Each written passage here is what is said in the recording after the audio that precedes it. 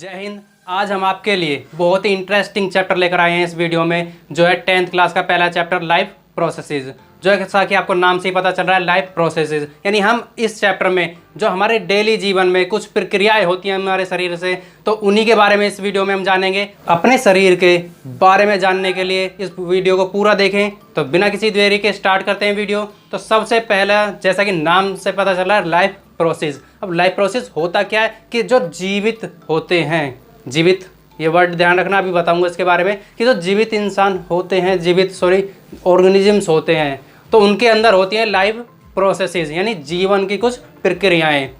मैंने एक शब्द कहा जीवित या जिंदा, ये क्या होते हैं, जीवित क्या होते हैं। जैसे कुछ एग्जांपल्स बताना चाहूँगा मैं। डॉग है, बार कर रहा है, नहीं भौंक रहा है। अब गाय है, वो चल रही है रोड पर। और जैसे एक इंसान है, वो लाउडली चिल्ला रहा है। तो सभी, अगर हम सिंपल भाषा में कहें तो हम यही कहेंगे कि ये जीवित है, कहेंगे ना कि ये जीवित हैं। अगर जीवित हैं तो हमें क्या ऐसी चीज़ से पता चलता है कि वो जीवित हैं? तो कुछ तो ऐसा पैरामीटर होगा जिसके बेस पर हम डिसाइड कर सकते हैं कि वो थिंग्स जो है वो लिविंग है या नॉन लिविंग है। एक और वर्ड आया है कि लिविंग और नॉन लिविंग, तो इसके बारे में भी थोड़ा बाद में बात करते हैं। पहले बात करते हैं कि क्या ऐसे पैरामीटर्स होते हैं कि जिनके द्वारा हम बता सकते हैं कि कोई भी लिविंग थिंग्स है या फिर नॉन लिविंग थिंग्स है, कि वो लिविंग है या नॉन लिविंग है। तो इस वीडियो में यही जानेंगे, तो एंड तक देखिए, आपको बिल्कुल पता चल जाएगा कि लिविंग और नॉन लिविंग होते क्या हैं। तो स्टार्ट करते हैं अपनी वीडियो। लिविंग यानी जीवित, और नॉन लिविंग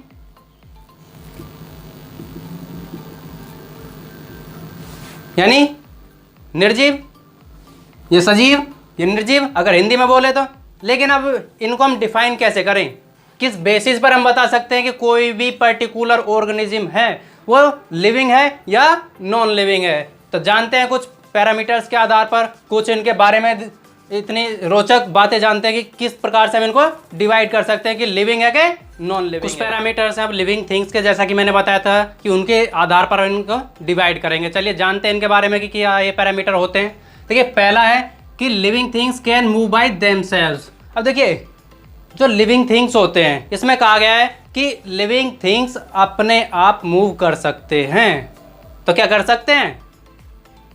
तो मैंने भी देखा है, कुछ कर सकते हैं, कुछ होंगे जो नहीं करेंगे, बताते हैं उनके बारे में भी। देखिए, लिविंग थिंग्स जो कि मूव करते हैं अपने आप। अब जैसे इंसान ही मान लो, अपने आप मूव करते हैं, लेकिन मूवमेंट भी दो प्रकार का होता है, एक विजिबल होता है, एक इनविजिबल होता है।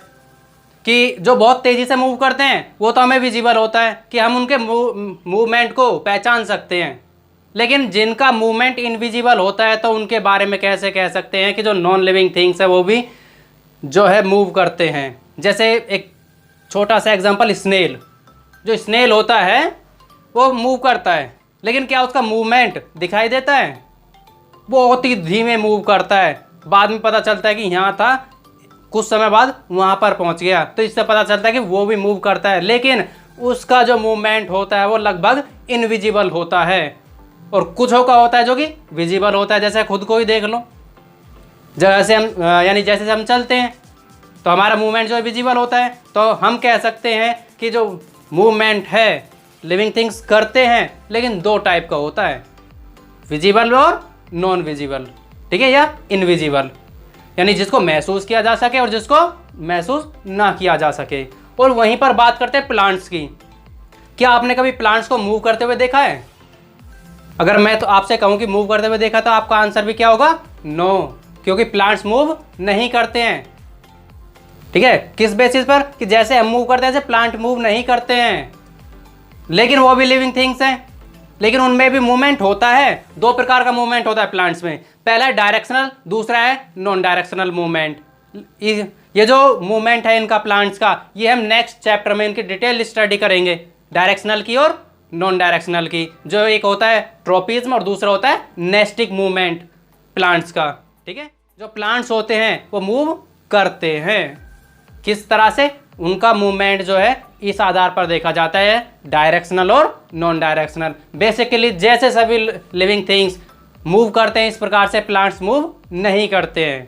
ठीक है, ये क्लियर है कि मूव तो करते हैं, ठीक है, मूव करते हैं, ये तो क्लियर है। लेकिन जैसे और ऑर्गेनिजम्स मूव करते हैं और अदर ऑर्गेनिजम्स मूव करते हैं, इस प्रकार से प्लांट्स मूव नहीं करते। उनका जो मूवमेंट है वो डायरेक्शनल होता है और नॉन डायरेक्शनल होता है, ये ध्यान रखना है।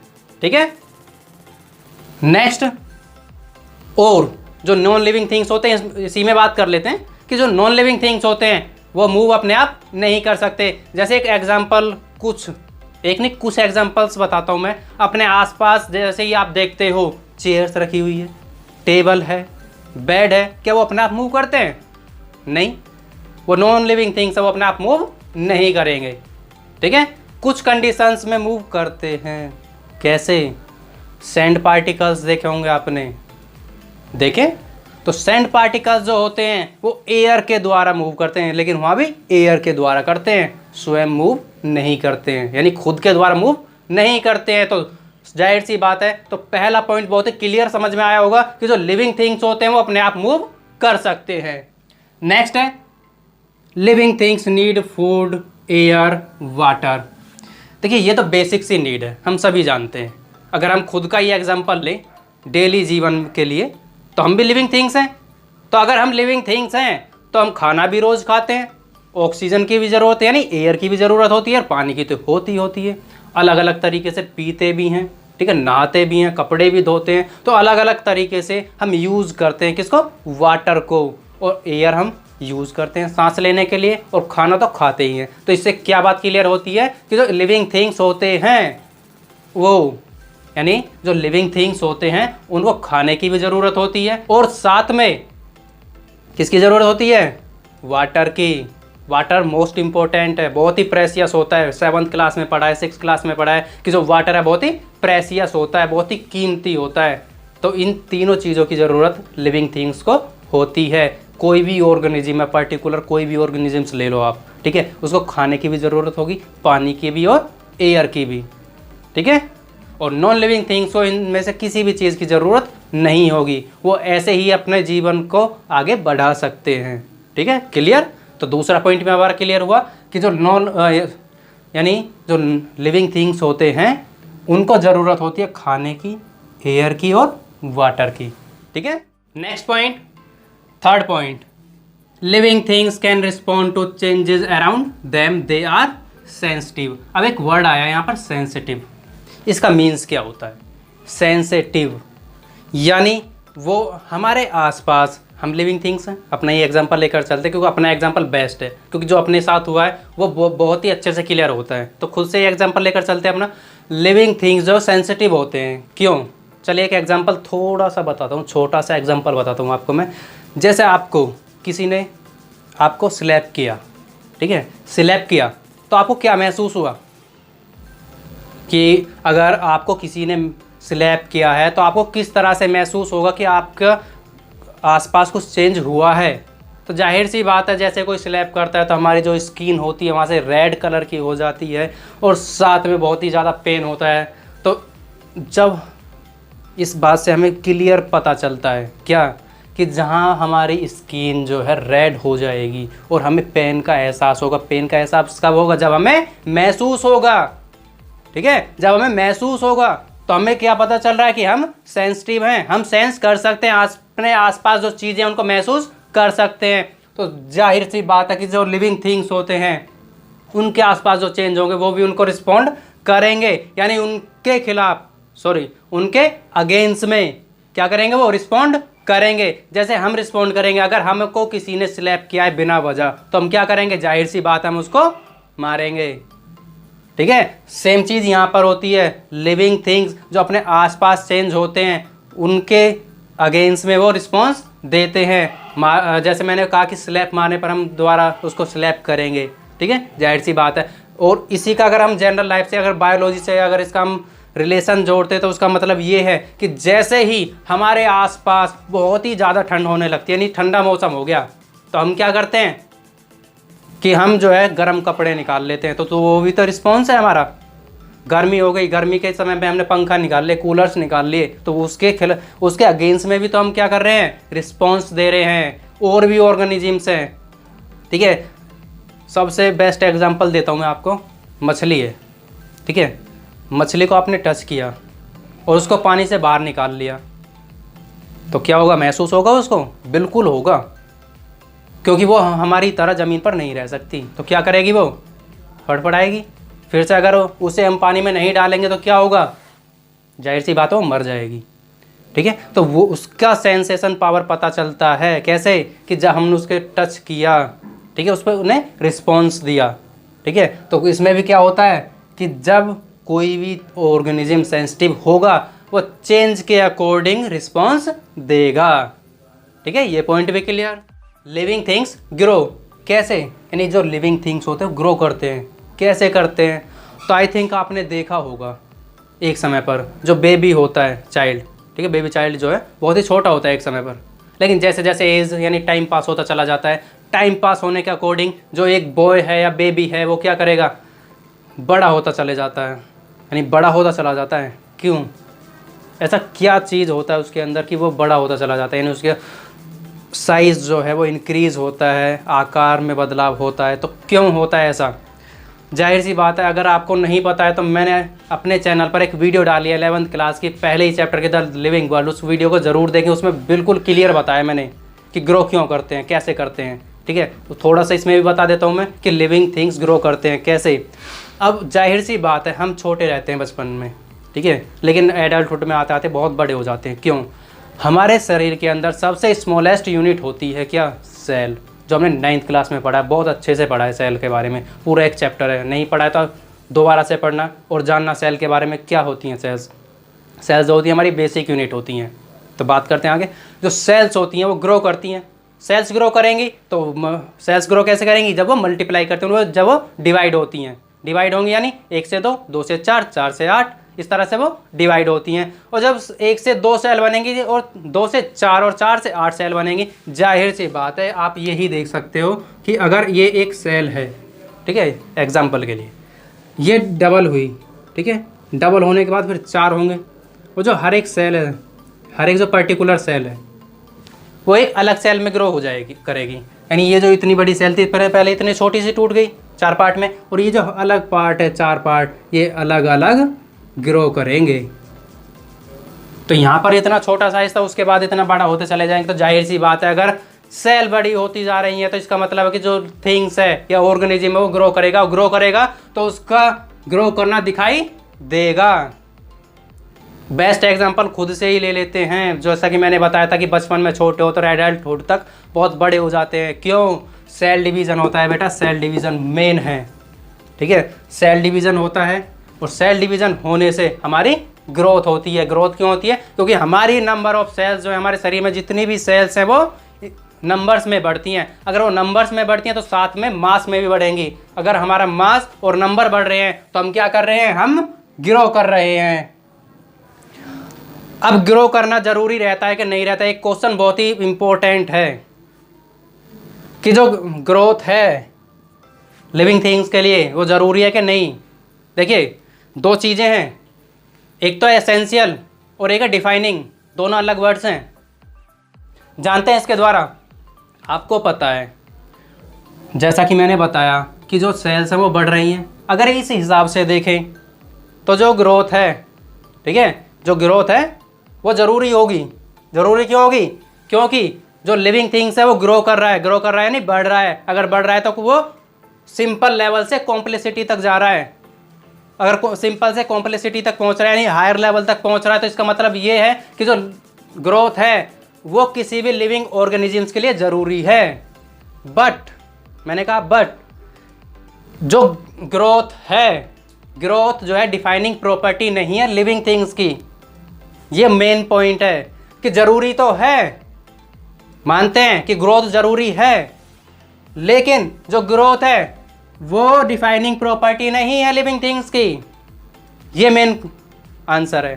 ठीक है, जो हम डाउट हमारा अटकता है ना, वो इसी बात पर अटकता है कि जो ग्रोथ है वो एसेंशियल होती है कि नहीं। एसेंशियल है तो यानी ज़रूरी है, लेकिन अगर वही बात करें मैं एसेंशियल फीचर है, एसेंशियल फीचर यानी डिफाइनिंग प्रॉपर्टी, तो डिफाइनिंग प्रॉपर्टी भी नहीं है। स्टूडेंट्स, जो ग्रोथ है वो डिफाइनिंग प्रॉपर्टी नहीं है। ये बहुत ही अच्छे से ध्यान रखना है। इस क्वेश्चन पर बहुत ज़्यादा जो बच्चे हैं यानी इस क्वेश्चन पर बहुत ज़्यादा स्टूडेंट्स जो है वो डाउट में आ जाते हैं, क्योंकि क्या लिख कर आते हैं वो कि ज़रूरी है, लेकिन अगर वहीं पर आपसे पूछा गया कि ज़रूरी फीचर है तो हमें क्या लिखना है? No, it's essential but not essential feature of the living organisms. ये बहुत ही ज़रूरी याद रखना है कि ज़रूरी है, ठीक है, ज़रूरी है मानते हैं, बट डिफाइनिंग प्रॉपर्टी नहीं है, ठीक है। तो ये क्लियर हो गया होगा आई थिंक। नेक्स्ट फीचर है रेस्पायरेशन, बहुत ही ज़रूरी है। ज़रूरी क्यों है? ज़रूरी कहा है मैंने, क्यों? क्योंकि ये डिफाइनिंग प्रॉपर्टी है। ग्रोथ डिफाइनिंग प्रॉपर्टी नहीं है, लेकिन रेस्पायरेशन लिविंग थिंग्स के लिए डिफाइनिंग प्रॉपर्टी है। कैसे जानते हैं इसके बारे में, चलिए। अब रेस्पायरेशन होता क्या है? रेस्पायरेशन थोड़ा नया सा वर्ड लग रहा है ना, क्योंकि अभी तक, इससे पहले तक आपने जो पढ़ा है वो पढ़ा है ब्रीदिंग। ब्रीदिंग और रेस्पायरेशन दोनों अलग हैं। ब्रीदिंग और रेस्पायरेशन दोनों अलग होते हैं। क्यों? जो ब्रीदिंग होता है वो सिंपल ऑक्सीजन लेना और कार्बन डाइऑक्साइड छोड़ना, ये तो होता है ब्रीदिंग। बट रेस्पायरेशन क्या होता है? यानी जैसा कि मैंने लिखा है, रिलीज एनर्जी फ्रॉम फूड, यानी जो खाना हम खाते हैं, मैंने पहले बताया था कि जो लिविंग थिंग्स है नीड फूड, खाने की ज़रूरत होती है, रोज़ खाते हैं खाना, लेकिन जो खाना हम खाते हैं उससे हम एनर्जी लेते हैं। जाहिर सी बात है, अभी तक हम जो सभी क्लासों में पढ़ते आए हैं, हमें ये पढ़ाया गया है कि खाना ज़रूरी होता है, खाने से हमें एनर्जी मिलती है। तो इस चैप्टर में हम वो भी पता करेंगे कि एनर्जी कैसे मिलती है। अभी तक तो बस पता चला था कि खाने से एनर्जी मिलती है, लेकिन कैसे मिलती है ये पता नहीं था, इसमें जानेंगे। रेस्पायरेशन में क्या होता है? जो खाना हमने खाया है और ऑक्सीजन हम लेते हैं। ऑक्सीजन क्यों लेते हैं? क्योंकि जो ऑक्सीजन है वो हमारे फूड मॉलिक्यूल्स को ब्रेक डाउन करता है, यानी उसका ऑक्सीडेशन करता है, जिसके द्वारा एनर्जी रिलीज होती है, ठीक है। इसकी डिटेल स्टडी हम बाद में करेंगे रेस्पायरेशन की। तो यहाँ पर जो हमें डिफाइन करना वो है कि लिविंग थिंग्स और नॉन लिविंग थिंग्स क्या रेस्पायर करते हैं। तो जाहिर सी बात है लिविंग थिंग्स रेस्पायर करते हैं, ठीक है। लिविंग थिंग्स रेस्पायर करते हैं, वो सांस लेते हैं। तो जितने भी लिविंग थिंग्स है वो रेस्पायर करेंगे, लेकिन नॉन लिविंग थिंग्स जो रेस्पायर नहीं करते, ठीक है। और आप एक सिंपल सा भी यानी एक सिंपल से एग्जांपल से आप पता लगा सकते हैं। कैसे? जैसे आप सिंपल ही बैठे हो तब तो आप महसूस कर नहीं पाते हो, ठीक है। जब आप सिंपली बैठे हो आप महसूस नहीं कर पाते क्या, कि कोई भी इंसान है वो सांस ले रहा है यानी रेस्पायर कर रहा है, लेकिन एक इंसान सो रहा है, तो आप उसको आसानी से पहचान लोगे कि इंसान जो है वो रेस्पायर कर रहा है। कैसे? क्योंकि जब हमें उसके मूवमेंट दिखेगा इस चेस्ट रीजन का, चेस्ट रीजन में क्या होते हैं? लंग्स क्या करते हैं? एयर इनहेल करने पर वो स्वेल अप हो जाते हैं, फूल जाते हैं। तो जाहिर सी बात है जब कोई इंसान सो रहा है, ठीक है, सोते समय वो सांस लेगा, और सांस लेगा तो क्या होता है? जो चेस्ट रीजन होता है वो अप होता है, अप एंड उसके बाद डाउन जब वो रिलीज करता है, ठीक है। ब्रीथ यानी जो उसने ब्रीथ की है उसको जब रिलीज करेगा गैस को, तो क्या करेगा? जो उसका चेस्ट रीजन है और डाउन चला जाएगा। तो वो मूवमेंट हमें साफ दिखाई देता है, ठीक है। तो दिखाई देने से क्या पता चलता है कि जो लिविंग थिंग्स है वो रेस्पायर करते हैं, सांस लेते हैं, तो नॉन लिविंग थिंग्स रेस्पायर नहीं करते हैं, ठीक है। क्लियर? नेक्स्ट है कि जो लिविंग थिंग्स है वो एक्सक्रीट करते हैं। अब एक्सक्रीट एक और नया वर्ड आ गया इसमें। एक्सक्रीट क्या होता है? देखिए सिंपल सी बात है, एक्सक्रीट क्या होता है? जो हम खाना खाते हैं, ठीक है, हम खाना खाते हैं, खाना जो खाते हैं उससे एनर्जी भी लेते हैं, और जो एनर्जी ली है उसका यूज़ भी होता है। अब जो यूज़ होने के बाद कोई प्रोडक्ट है, ठीक है, वो कैसा हो जाता है? वेस्ट, ठीक है। जैसे आपने एक थर्माकोल का गिलास देखा होगा, या प्लास्टिक का, वही गिलास जो आप दावत में जाते हो वहाँ पर गिलास में पानी पीते हो, जिसमें रायता पीते हो, वही वाला गिलास। तो वो जो गिलास होता है, ठीक है, वो जो गिलास होगा उसको आपने क्या किया? रायता या पानी लिया उसमें। और जब आपने पानी उससे पी ही लिया है तो जाहिर सी बात है आप उसे ना ही तो वहाँ पर रखोगे और ना ही अपनी जेब में लेकर आओगे। जेब में तो लेकर नहीं आने वाले हो, जेब में लेकर आओगे तो क्या होगा? आपकी इंसल्ट होने वाली है, क्योंकि जाहिर सी बात है जैसे आप उस गिलास को उठाकर अपनी जेब में रखेंगे तो आपकी बेइज्जती होनी पक्की है। तो वैसा तो आप करेंगे नहीं। तो हम क्या करते हैं? उस चीज़ को हमने इस्तेमाल किया, ठीक है। इस्तेमाल करने के बाद क्या करेंगे, हम उसे फेंक देंगे, ठीक है।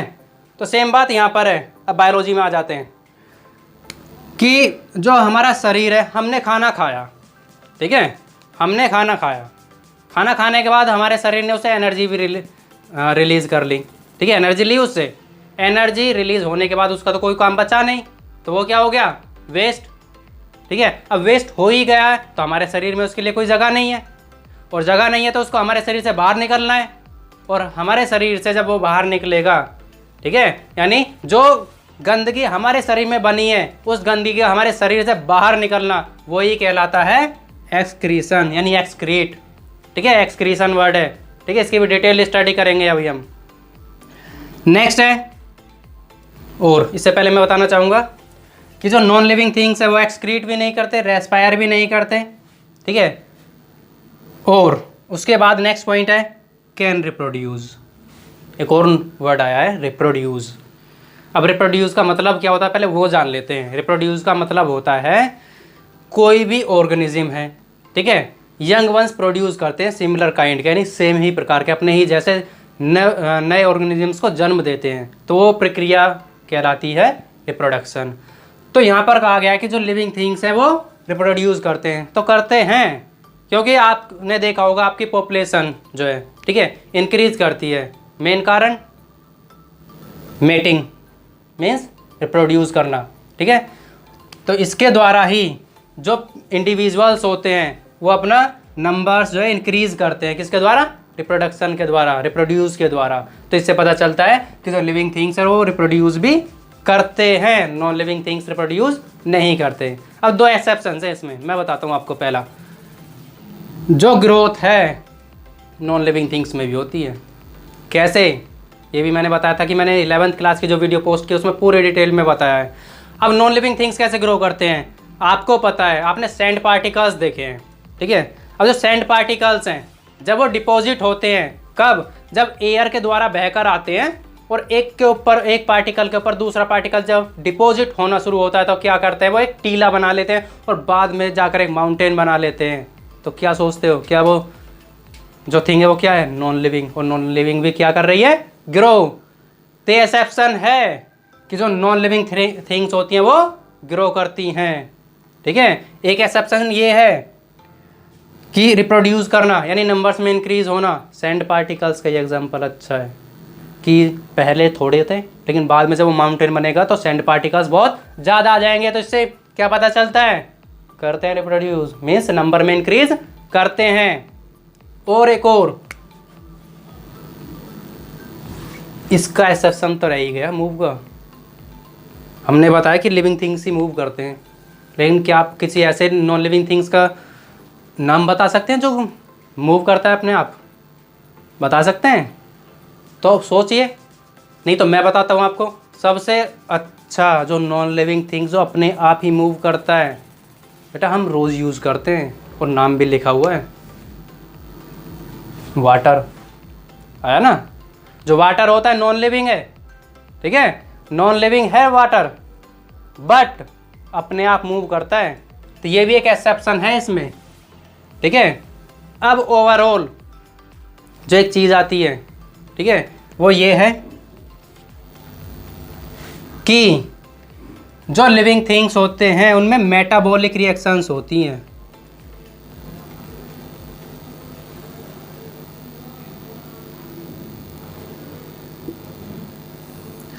अभी मेटाबॉलिक शब्द आ गया, थोड़ा सा पढ़ा होगा या नहीं पढ़ा होगा, लेकिन यहाँ पर आ गया है। अगर आया है तो जाहिर सी बात है इसका मतलब भी पता चलेगा। अब मेटाबॉलिक रिएक्शंस होती क्या हैं? अब सिंपल सी बात है, मैंने इतना बता दिया, ठीक है, इतना बताया, इतना समझाया मैंने। इसमें कहीं तो कुछ आया होगा ऐसा कि जो इस वर्ड को डिनोट कर सके, इस वर्ड का मीनिंग बता सके? बिल्कुल आया है।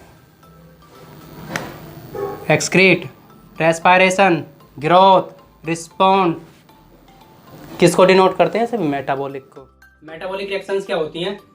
जो केमिकल रिएक्शंस हमारे शरीर में होती हैं, यानी जितनी भी केमिकल रिएक्शंस जो कि हमारे शरीर में होती हैं वो सभी कहलाती है मेटाबॉलिक रिएक्शंस, जो कि मैंने बताई थी अभी। क्या यानी रिस्पॉन्ड देना, ग्रो करना, रेस्पायर करना है, एक्सक्रीट करना, सभी किस में आती हैं? केमिकल रिएक्शंस में, क्योंकि ये सभी जो रिएक्शंस हैं ये केमिकल्स के द्वारा ऑपरेट होती हैं। इनके बारे में भी नेक्स्ट चैप्टर में डिटेल में स्टडी करने वाले हैं, ठीक है, कि केमिकल के द्वारा किस प्रकार से ये ऑपरेट करती हैं। तो अभी ये जानते हैं कि जो मेटाबॉलिक रिएक्शंस हैं, जो भी केमिकल रिएक्शंस हमारे शरीर में होती है वो सभी क्या कहलाती हैं? Metabolic reactions.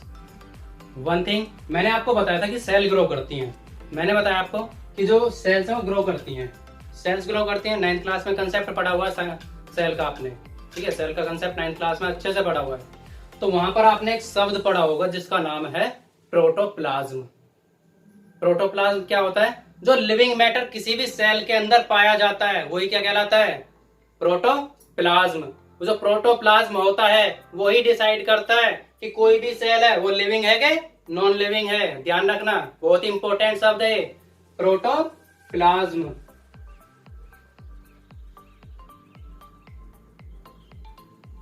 प्रोटोप्लाज्म की यही बेसिस है किसी भी सेल को डिफाइन करने का कि whether the cell is living और नॉन लिविंग। जो सेल है वो लिविंग है कि नॉन लिविंग है। बहुत ही इंपॉर्टेंट रोल प्ले करता है प्रोटोप्लाज्म लिविंग ऑर्गेनिजम्स में। जो उनकी सेल होती हैं, ठीक है, सेल जो होंगी वो क्या करती हैं? यानी रिएक्शंस करती हैं, ग्रो करती हैं। तो सभी कुछ किसकी मदद से होता है? जो लिविंग मैटर उसमें प्रेजेंट रहता है जिसका नाम है protoplasm. Next is life processes. अब इस चैप्टर का बहुत ही interesting topic.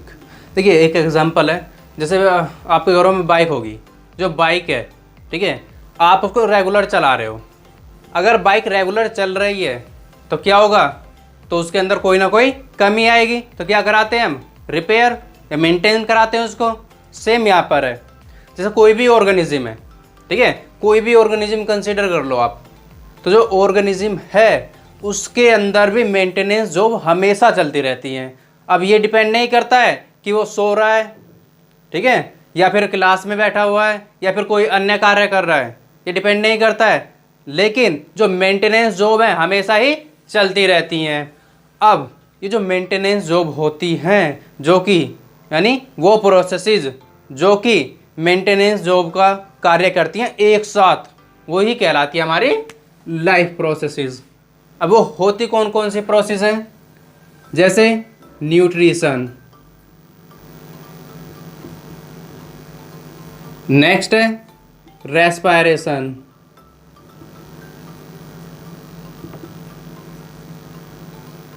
Next is transportation,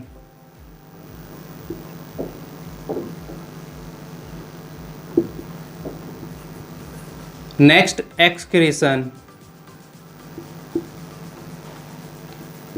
next control and coordination,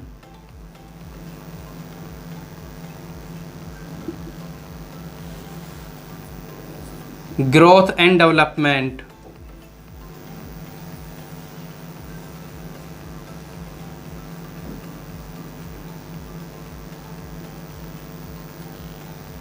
next one is reproduction.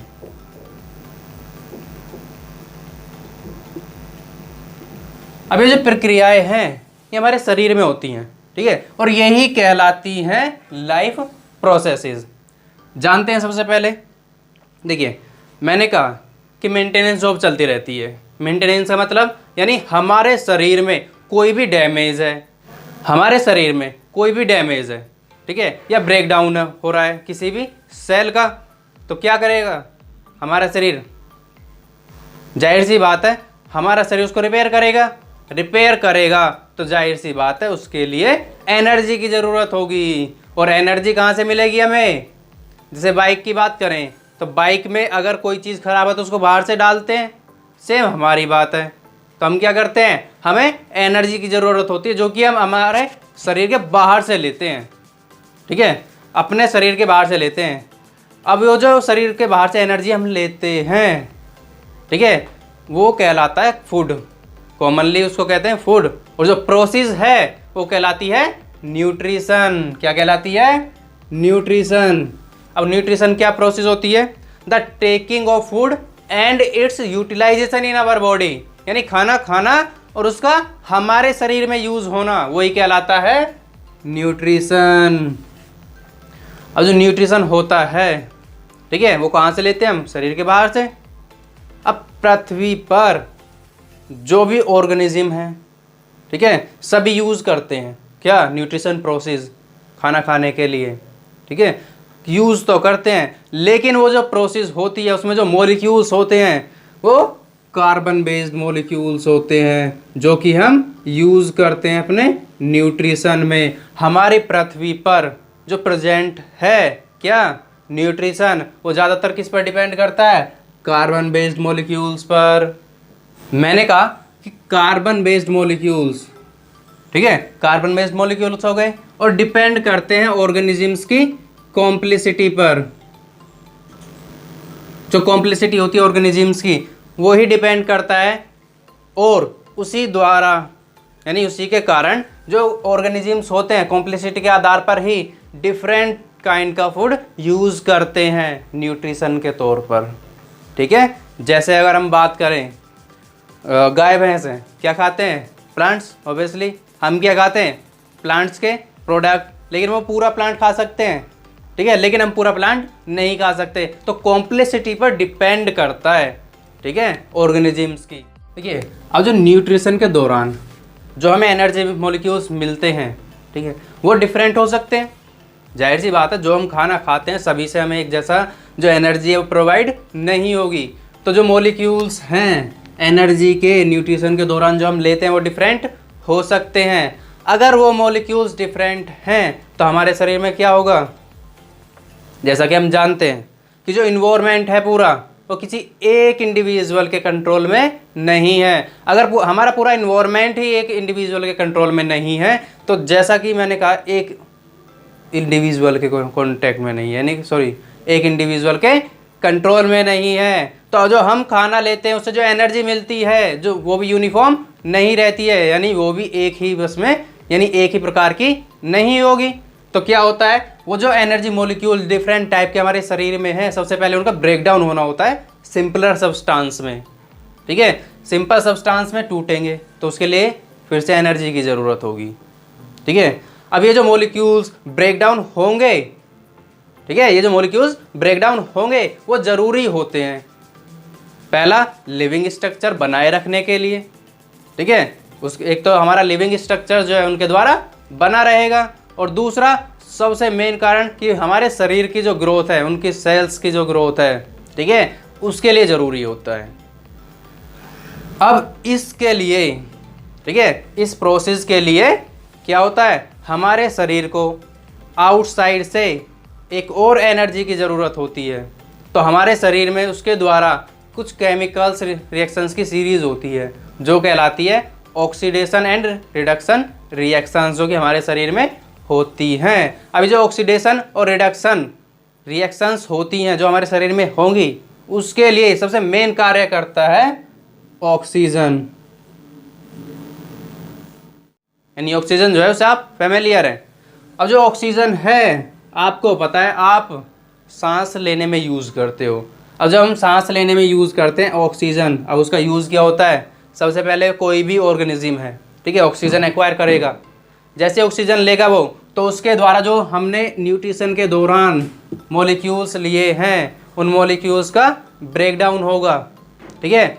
और जब मॉलिक्यूल्स का ब्रेकडाउन होगा तो सेलुलर नीड होती है हमारी, यानी सेल्स की नीड होती है, तभी तो ब्रेकडाउन होगा, क्योंकि हमारे शरीर के द्वारा जो ऑक्सीजन है, ठीक है, सेल्स तक पहुंचती है। तो वहाँ पर जाकर सेल्स में जाकर जो मॉलिक्यूल्स यानी एनर्जी मॉलिक्यूल्स हमने लिए हैं उनका ब्रेकडाउन होना होता है, तो वो होता है ऑक्सीजन के द्वारा। जैसे कि मैंने पहले बताया था कि ऑक्सीजन किस काम आती है, ऑक्सीडेशन के, तो यहाँ पर उसका ऑक्सीडेशन होता है, ठीक है। और फूड मॉलिक्यूल्स का, यानी जो फूड मॉलिक्यूल्स हैं उनका क्या होगा, रिडक्शन। तो दोनों ही प्रक्रिया हो गई, ऑक्सीडेशन भी और रिडक्शन भी, ये ज़रूरी होती हैं, ठीक है, जब हम ऑक्सीजन लेंगे तब होंगी ये।